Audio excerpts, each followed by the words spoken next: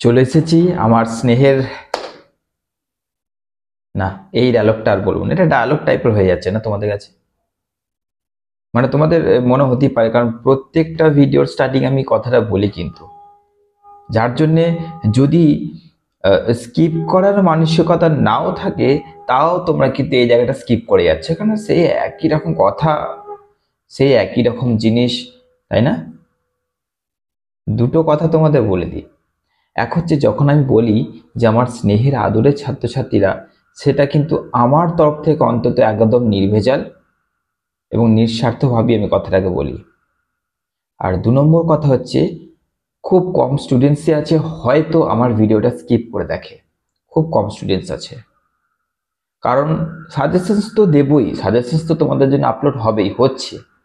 তার মাঝে যখন কিছু কথা আমি বলি না, আমি যেটা ফিল করি যেন আমি তোমাদের সঙ্গে সামনে বসে সেই কথাটা বলছি। তাই আমি মনে করি না যে আমার স্টুডেন্টসরা আমার কোনো ভিডিওকে স্কিপ করে। তো চলো, আজকে আজকে যে তোমাদের সাবজেক্টের সাজেশন দিচ্ছি সেটা হচ্ছে সংস্কৃত। সংস্কৃত সাবজেক্ট অর্থাৎ থার্ড সেমিস্টারে যারা বর্ধমান ইউনিভার্সিটি আন্ডারে পড়াশোনা করছো, তাদের সংস্কৃত সাবজেক্ট থেকে একদম উপযুক্ত তোমাদের সাজেশনস দিচ্ছি, এবং এই সাজেশনসগুলো তোমাদের জন্য পুরো গুছিয়ে দিয়েছি। তোমরা একটাই কাজ, তোমরা এই যে সাজেশনস যখন দিচ্ছি, যে কথাগুলো বলছি বা যে সাজেশনসগুলো বলা হবে, সেইগুলো তোমরা নোট ডাউন করবে। নোট ডাউন করে পড়াশোনা করে দেখো, তার পড়ার মজাই আলাদা, কারণ তোমার পড়াটা গুছিয়ে হবে। ওকে?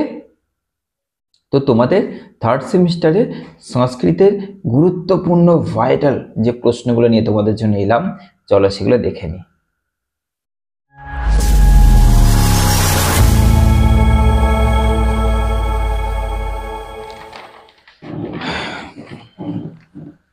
তোমরা তো জানোই যে আমার সাজেশনস মানেই হচ্ছে আমি গুছিয়ে তোমাদের জন্য সাজেশনস দিই। ওকে? যেহেতু সময় কম এবং কম সময়টা কাজে লাগাতে গেলে হুড়োহুড়ি করে পড়াশোনা করে লাভ নেই।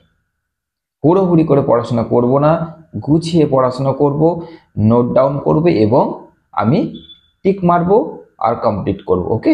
দেখো, প্রথমে আমি তোমাদের সংস্কৃতের প্রথমে যেটা রেখেছি সেটা হচ্ছে টিকা। ওকে? টিকা।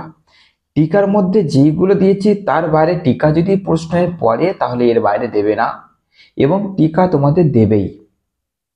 তো টিকা তাহলে কি দিয়েছি?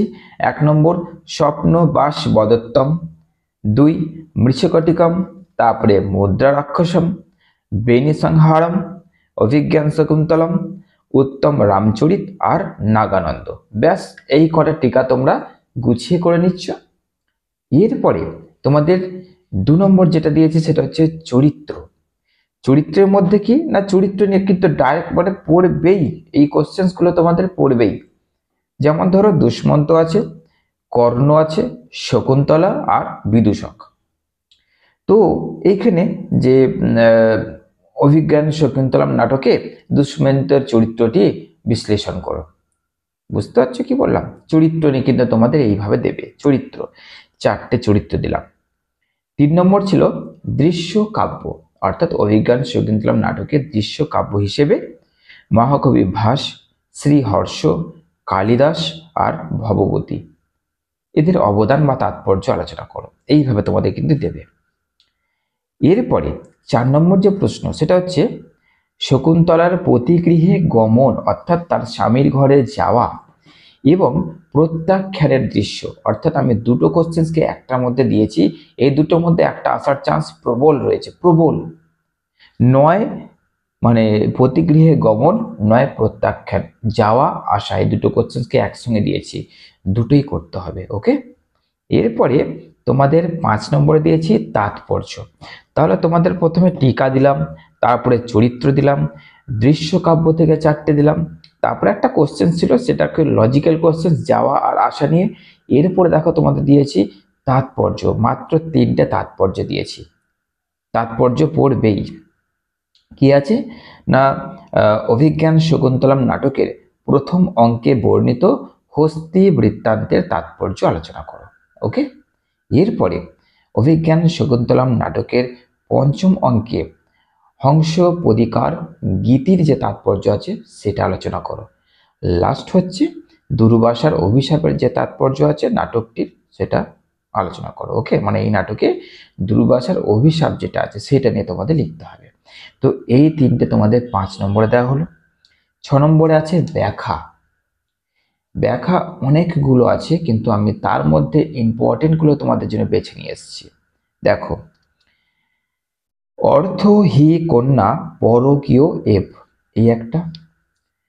আপরিতোষাদ বিদুষাং ন সাধুমন্যে প্রয়োগ বিজ্ঞানম, এইটা। জন্মযস্য পুরবংশে যুক্ত রূপ মিদং তব, এইটা। মৃগানুসারিণং সাক্ষাৎ পশ্যামিব পিনাকিনম, এইটা। অসাধুদর্শী খলু তত্র ভবান কাশ্যপ, অথবা ভবিত বন্যং দ্বারানি ভবন্তি সর্বত্র। পরিহাস বিজল্পিতং সখে পরমার্থেন ন গৃহত্যাং বচ, কিমিব হি মধুরাণং মণ্ডুনং নাকৃতি নাম। এই কটা ছিল মাত্র তোমাদের ব্যাখ্যা। এই ব্যাখ্যা তো তোমাদের দেবেই, 100% ব্যাখ্যা তোমাদের দেবেই। তো এইগুলো ছিল তোমাদের থার্ড সেমিস্টারের ব্যাখ্যাগুলোর মধ্যে সব থেকে গুরুত্বপূর্ণ প্রশ্নগুলো, মানে সব থেকে গুরুত্বপূর্ণ ব্যাখ্যাগুলো। এরপরে দেখো তোমাদের 7 নম্বর প্রশ্ন হচ্ছে কি, ভাস সমস্যা কি আলোচনা করো। ভাস সমস্যা কি আলোচনা করো। লাস্ট কোশ্চেন 8 নম্বর, নাট্য সাহিত্যের উৎপত্তি ও ক্রমবিকাশ সম্পর্কে আলোচনা করো। এই হচ্ছে তোমাদের 8টা কোশ্চেন্সকে গুছিয়ে তোমাদের জন্য দিলাম। গুছিয়ে পড়াশোনা করো, পড়াশোনা করলে তোমাদের কোশ্চেন্সগুলো অঢেল মনে হবে না। ওকে, যদি সাপ্লি পেতে না চাও বা যারা সাপ্লি পেয়ে রয়েছো তারা যদি তাদের সাপ্লিটাকে চোখ বন্ধ করে কাটাতে চাও, এবং যারা নতুন দিচ্ছ তারা যদি তোমাদের নতুন এক্সামটা অর্থাৎ ফার্স্ট থার্ড সেমিস্টারের সংস্কৃত এক্সামটা যাতে বেটার হয়, ভালো হয়, মানে খুব ভালো হয়, তার জন্য এই কোশ্চেন্স তোমাদের করতেই হবে। ওকে, এবার যদি এই কোশ্চেন্সটা যদি বলেছে কিন্তু, তাহলে তোমাদের মাত্র একটা অতিরিক্ত প্রশ্ন দিয়েছি, সেটা হচ্ছে অভিজ্ঞান শকুন্তলম নাটকের নান্দি শ্লোকে মহাদেবের যে 8টি মহাদেবের যে 8টি মূর্তির কথা রয়েছে সেটা সংক্ষেপে আলোচনা করো নান্দি শ্লোকে। ওকে, আশা করছি তোমরা বুঝতে পারলে যে তোমাদের যে কোশ্চেন্সগুলো দিলাম সেই কোশ্চেন্সগুলো তোমাদের শুধু একটাই কাজ, নোট ডাউন করো। তারপরে তোমরা কিভাবে পড়বে, যে চলো স্যার টিকাগুলো দিয়েছে, টিকাগুলো আজকে কমপ্লিট করি, কালকে চরিত্র আর দৃশ্যকাব্য কমপ্লিট করার চেষ্টা করব। এরকম করে তোমাদের কিন্তু যদি করতে পারো তাহলে, আর এমনিতে যেহেতু তোমাদের পরীক্ষার ডেট পিছিয়েছে তাই তোমরা আরেকটু সময় পেয়ে গেলে, তাই এরকম করে করতে পারলে তোমাদের কোশ্চেন্সগুলো কিন্তু আশা করছি কমপ্লিট হয়ে যাবে।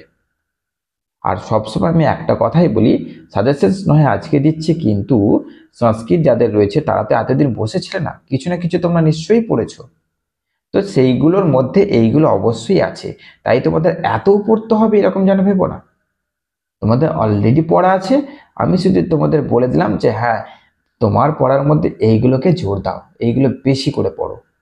ওকে, আমি আমার সাজেশন নিয়ে না কোনোদিন অহংকার করেছি, না করব, না বড়াই করেছি, না করব। আমি তোমাদের ভালোবাসার কাছে তুচ্ছ এবং সাধারণ আছি, সাধারণ থাকতে চাই। আমি তোমাদের জন্য যতটা পারছি করছি, করে যাচ্ছি। তোমরা এই কোশ্চেন্সগুলো ঝটপট তুলে নাও, নোট ডাউন করো, দিয়ে তোমরা পড়া শুরু করে দাও। চলো, ভালো থেকো, সুস্থ থেকো।